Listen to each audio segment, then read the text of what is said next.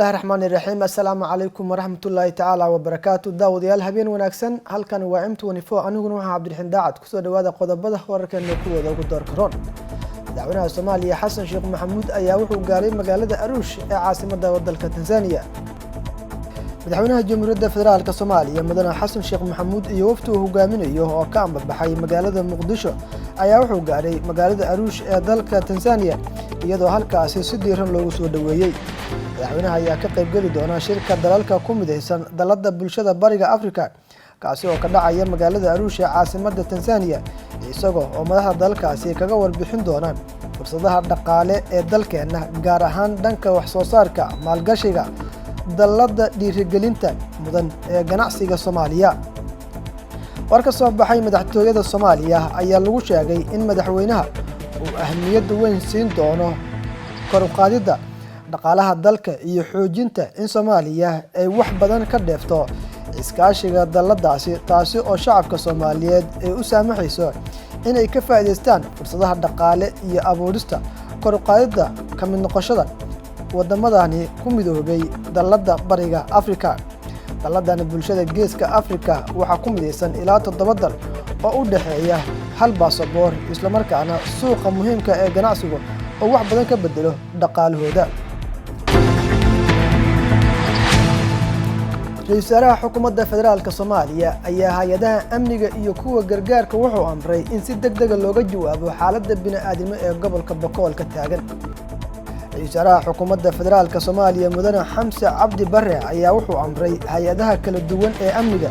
iyo kuwa gargaarka in ay si degdeg ah uga jawaabaan xaaladaha bini'aadamnimo ee gobolka Boqol oo deegaano kamid ah ay falal amni darro ay ka geysteen dhaqdhaqaaqa Al-Shabaab wuxuuna sheegay in si degdeg ah ay u mudan tahay in laamaha ammaanku arrintaasi ay kaga jawaabaan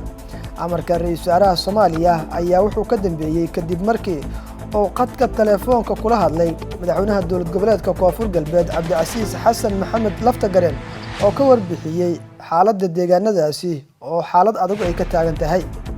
Ra'iisul Xamse waxa uu ballan qaaday in dawladdu ay ka jawaabi doonto isla markaana si degdeg ah ay kaga bixin doonto dhibaatada ay ka geystaan Al-Shabaab deegaanadaasi wuxuuna sheegay in dowladda federaalka Soomaaliya iyo ciidankeedu ay diyaar u yihiin in Al-Shabaab ay ka dulqaadaan deegaanadaasi shacabka ku nool taliska ciidanka xoogga dalka Soomaaliya gaar ahaan kumaandooska Gorgor ayaa waxay sheegeen in howlgallo ay ka sameeyeen shabeellada dhexe ay gacanta ku dhigeen dagaalamayaal ka tirsan Al-Shabaab ciidanka kumaandooska xoogga dalka Soomaaliya ee Danab gaar ahaan ururka 7aad guutada 16aad ayaa howlgallo ka dhana Al-Shabaab waxay ka sameeyeen deegaano ka tirsan gobolka shabeellada dhexe howlgalkaani oo la sheegay in qorshihiisu uu ahaa in Al-Shabaab lagu beegsado ayaa waxa la sheegay in lagu soo qabtay ilaa dhowr dagaalamo oo ka tirsan Al-Shabaab isla markaana ciidanku ay gacanta ku hayaan taliyaha ururka 7aad guutada 16aad ee ciidanka kumaandooska Danab laba xidigle Saciid Muuse Xasan Saciid Kabiib ayaa wuxuu sheegay in howlgalkaani lagu qabtay ilaa 3 dagaalame isla markaana ciidanka dawladdu ay soo kala gacanta ku soo dhigeen hubka ay wateen soo kale taliyaha ayaa sheegay in howlgalkaani ay ku soo furteen hub iyo soo kale qoryaha nuuca AK47 isla markaana ay ku wareejiyeen hay'adaha ammaanka dowladda federaalka Soomaaliya ciidamada kumaandooska xoogga dalka Soomaaliya gaar ahaan Danab ayaa inta badan howlgallo waxa ay ka sameeyeen deegaano ka tirsan degmooyinka gobolada shabeellada dhexe shabeellada hoose galgaduud hiiraan iyo sidoo kale qaybo kamid ah gobolada Baay iyo Boqol dowladda federaalka Soomaaliya ayaa golaha ammaanka iyo nabadgelyada midowga Afrika kala hadashay xaaladda abaaraha waddanka Soomaaliya ergeyga gaarka ah ee madaxweynaha Soomaaliya u qaabilsan arrimaha bini'aadanimada iyo gurmadka abaaraha xildhibaan Cabdiraxmaan Cabdishakuur Warsame ayaa kulan la qaatay golaha amniga iyo nabadgelyada ADMIS lagu magacaabo shirkaani ayaa waxa looga hadlay xaaladda guud ee abaaraha dalka iyo kaalinta midowga Afrika gaar ahaan ADMIS ay ka qayb qaadan karaan in dadkaani gurmad degdeg ah loo fidiyo ergeyga ayaa uga mahad celiyay golaha amniga iyo nabadgelyada midowga Afrika kaalmada ku aadan nabad ilaalinta iyo gacansiinta dhanka amniga iyo howlgalka gargaarka dambeyntii madaxda ugu sareysa ADMIS oo isugu jira qaybahooda kala duwan ee gaar ahaan nabad ilaalinta iyo gargaarka ayaa si wada jira waxay u ballan qaadeen ergeyga in ay kaalmo gurmad iyo waliba gacan xoogan ay ka gaarsiisan karaan ama ay ka geysanayaan xoojinta howlgalka gurmadka loogu gargaarayo dadka dhibaatada ay ku haysto gobolada waddanka Soomaaliya. kulan si gaar ah looga hadlayay ammaanka magaalada Muqdisho ayaa wuxuu ka qabsoomay aqalka dowladda hoose ee Xamar. gudoomiyaha gobolka Banaadir ahna duqa caasimadda Muqdisho Cumar Maxamuud Maxamed Cumar Finish ayaa shir gudoomiyay kulan gaar ah oo ujeedkiisu ahaa amniga caasimadda kaasi oo ka dhacay xarunta aqalka dowladda hoose. kulankani ayaa waxaa goobjoog ka ahaa gudoomiye ku-xigeenka koowaad ee maamulka gobolka Banaadir ahna ku-xigeenka maamulka iyo maaliyadda, taliyaha qaybta guud ee booliska gobolka Banaadir iyo sidoo kale taliyaasha saldhigyada gobolka Banaadir.